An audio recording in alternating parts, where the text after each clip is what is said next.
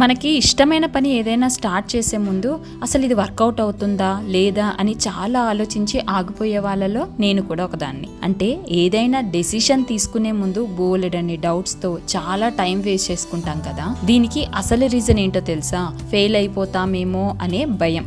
Job ఒక్కటే కాకుండా నాకంటూ సొంతగా ఏదైనా చెయ్యాలని నేను కూడా చాలా ఆలోచించాను. నాకు బాగా ఇష్టమైన కుకింగ్ సైడ్ ఏదైనా పెడితే బాగుంటుందేమో అనుకున్నా. అలా పుట్టిందే మన దీపు తెలుగుంటి రుచులు. ముందు అసలు ఈ పికెల్ బిజినెస్ స్టార్ట్ చేయాలా వద్దా, సక్సెస్ అవుతుందా లేదా అని చాలా భయపడ్డా. కానీ మెల్లమెల్లగా ఒక్కో ఆర్డర్ వస్తుంటే అర్థమైంది లైఫ్ లో చేయలేనిది అంటూ ఏదీ లేదని, ఏదైనా సాధ్యమే అని. మనం ఏదైతే చేయాలనుకుంటామో దానిపై ముందు నమ్మకం ఉండాలి. దానికి తగిన ప్లానింగ్, డెడికేషన్, పర్ఫెక్ట్ ఇంప్లిమెంటేషన్ ఉంటే ఆటోమేటిక్ గా సక్సెస్ అవుతాం. అయితే కొన్నిసార్లు వెంటనే రిజల్ట్ రాకపోవచ్చు, కానీ ఓపిక పట్టాలి. ఈ జర్నీలో ఓపిక అనేది చాలా చాలా ఇంపార్టెంట్.